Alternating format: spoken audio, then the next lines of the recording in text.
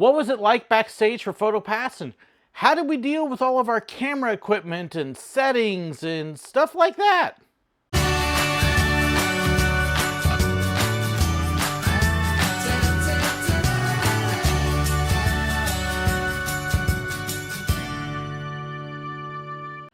Starting your day with Photopass, the first thing you have to do is you head to your base and then get ready for the day and get your gear and get all set to go. So, who do you deal with? Who's there waiting for you? How much of your stuff do you have to provide and get ready and set? And what do you do? A base is essentially your headquarters. That's where your offices are, and that's where you start the day. At a typical Photopass base, there's 3 people that are based there all day long. Names and titles change a little bit, and it's been a few years, so I may have a couple of these off. Your first one is your manager. They're the ones that are in charge of that area, that park, or that office for the day. They're the ones that kind of oversee everything and make sure you're taken care of. Then you have a coordinator. The coordinator is the one that is in charge of making sure that every camera position is covered, that the photographers get their breaks, that they know where they're going, they know what they're doing, and make sure that everybody is taken care of. When I first started, the coordinator actually did everything by hand. They had a piece of paper and they kept track of who was in which position and assigned the breakers and told the breakers when to take the breaks and when to break people out. They did all of that on their own, and it was a huge job. Eventually, we started using a computer software system that Disney used in a bunch of other places. And that helped make it a whole lot easier, and it would assign people to where they were supposed to go and when they were supposed to take breaks and break people out. It made it much easier on the coordinator. It changed the way things work, but it at least made their job easier. The third person that was in there, as far as equipment goes, was our most important person. Technically, I think they were also called a coordinator. They were the equipment manager, though, and they were the ones that made sure that all of your equipment was what it was supposed to be, that you had what you needed. They took care of you in that regard. When you walk into the office, there'd be a whole bunch of locked cupboards in the office there. And that was where you kept all the cameras. All of the cameras are kept in little plastic tubs, and that tub would have the camera, the lens, your flash unit, your PDA, your pouch that you would keep the PDA in. They would add in batteries, so you would have extra flash batteries and camera batteries for the day, and anything else that you needed. And each one of those tubs was actually labeled according to the position that you worked. So if you were going over to Toontown, you would get 1 tub. If you're going over to Mickey Mouse, you would get the tub that had the equipment for Mickey. If you're going to be shooting the castle at the end of Main Street, you would get 1 tub because it had a different lens than, say, if you were shooting down at Casey's Corner. They made sure that they kept track of which lenses and which equipment went where that way. After you picked up your tub, you would go through and look at all of your equipment, make sure that everything looked good, that it was fresh, that it was clean and ready to go. That's right, Disney provided all of the equipment. You did not have to bring in your own camera, your own flash, or anything like that. It was all Disney's equipment. Part of that, though, was to make sure that the quality held up. You didn't want somebody walking in with a cheap camera and trying to take Disney pictures with it. So, for example, I had my own DSLR. But it was a cheap model. This is a D40X. This is actually the one I bought at the time I was working for Disney. Disney was shooting with models that were a step or 2 above this. We had D70s and D90s. They were a better camera. They had more features and more ability. They also had some other things that this didn't. They wanted to make sure that we were using their cameras, so we all had the right gear. If you had somebody walk in with a Canon or a little point and shoot, that was not going to work. So Disney provided all of the equipment. And that way, too, they knew that if there was a mechanical problem, they could take care of it as opposed to you being out of work. Now, when you started your day, you could not get your tub with your equipment until after you had officially started.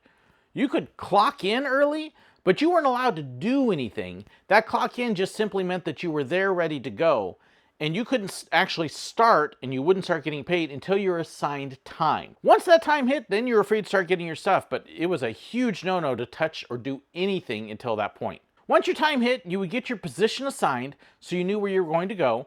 And after you got your position, then you could walk over to the equipment counter and pick up the tub that had your equipment that was assigned to you. You would then take the camera, you would take your own camera strap. Disney provided the straps, but everybody had their own. You'd put your camera strap on, it had a couple clips on the end, and we'd put clips on the camera so you just clip the camera on, and that way you knew it was secured.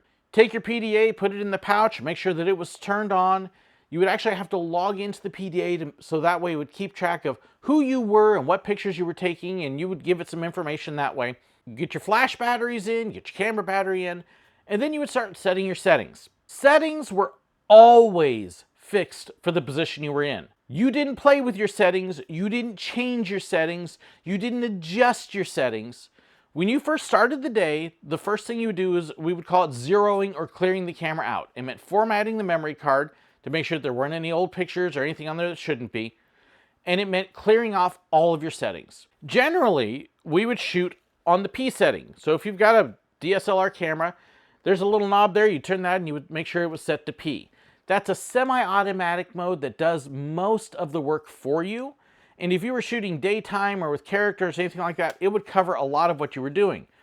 But then we would make further adjustments. We would change the ISO, which is its sensitivity to light. We would change the white balance. We would change the light settings on it, specifically to what Disney had told us to do. We didn't do something because we wanted to. We did what Disney told us, because Disney had already gone around every location and checked the lighting and the white balance and everything else that you needed to know, and they had already decided what was going to work well, and that way they could make sure they always got the picture they wanted. You didn't do it.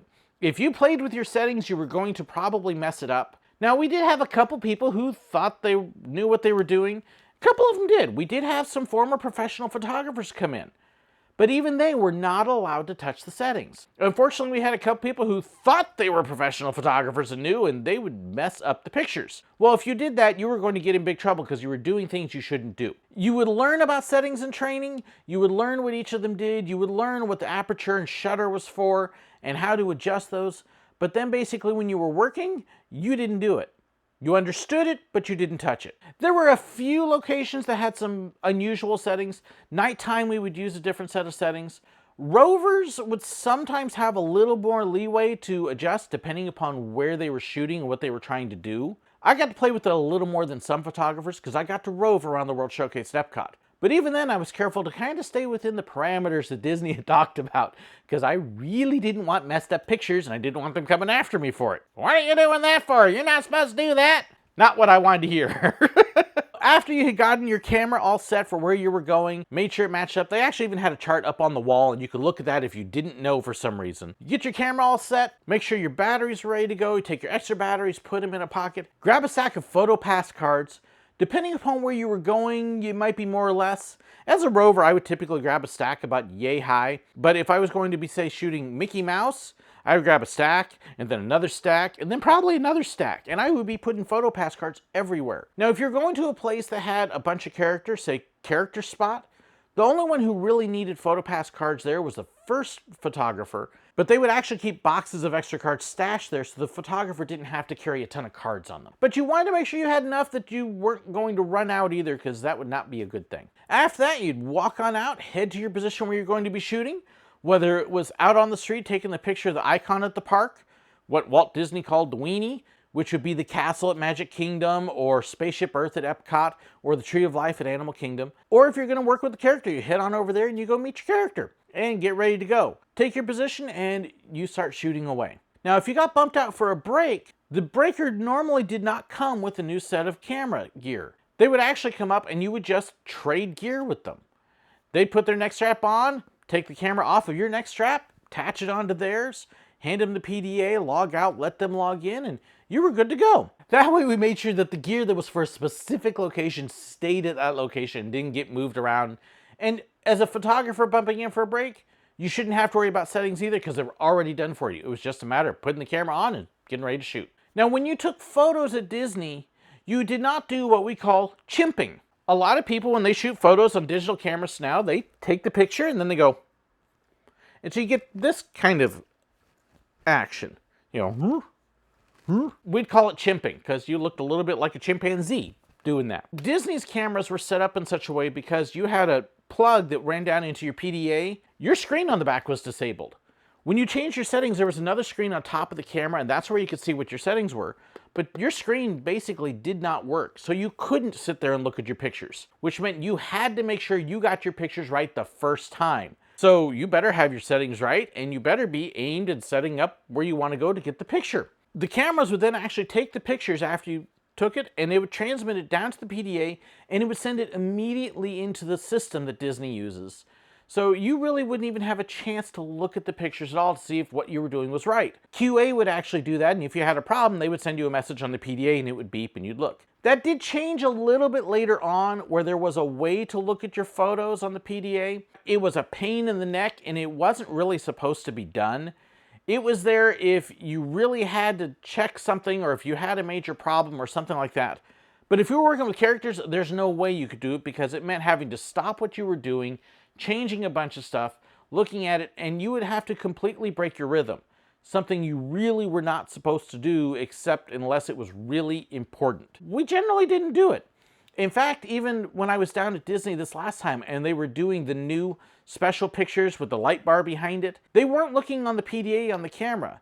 They actually had a manager staying there with a tablet who was actually watching the live feed as the pictures uploaded and checking the pictures to make sure that they were good quality, so that they were getting what they wanted to get. You weren't supposed to look at what you were shooting at all, and if you really wanted to know, you would have to wait until you had a break or an opportunity to go in and log on to a computer terminal, or ask a manager to log on and let you see the pictures you were taking. So once you were out, you were pretty much out on your own. You had your equipment, you had your gear.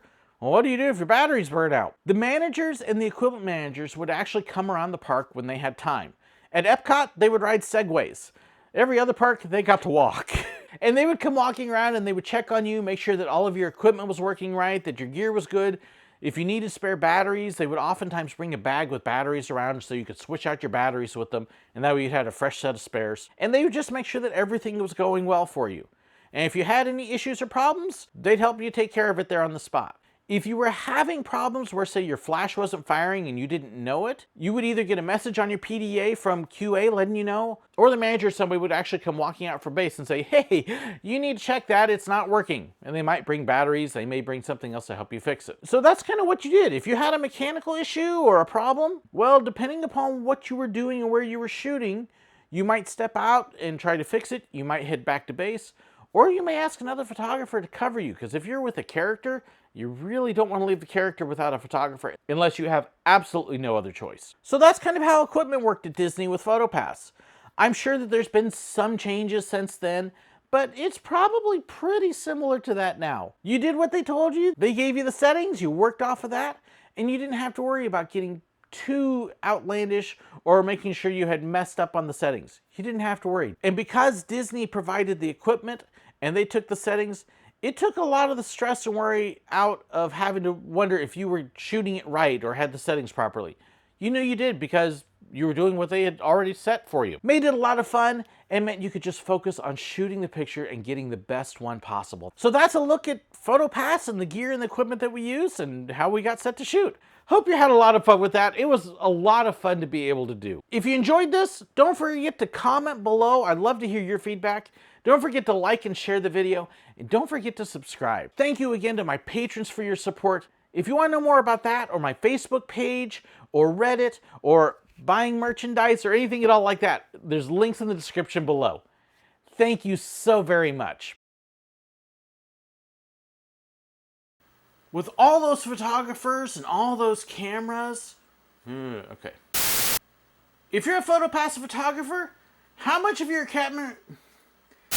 What do you do about settings and who takes care of you? And oh my goodness, that's terrible. Okay. I get a lot of questions about... I've got this written down and I can't even get it going. Okay.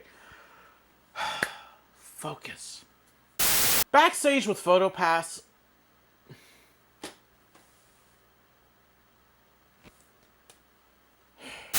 When you start your day with Photopass,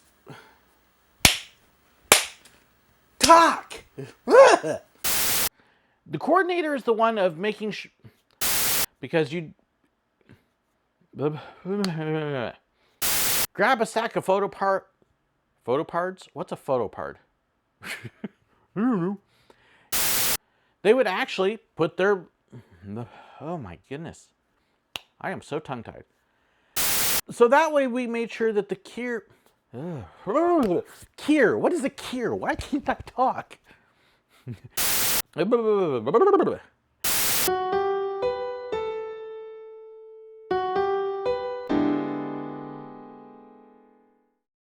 haven't subscribed yet, hit that button right there.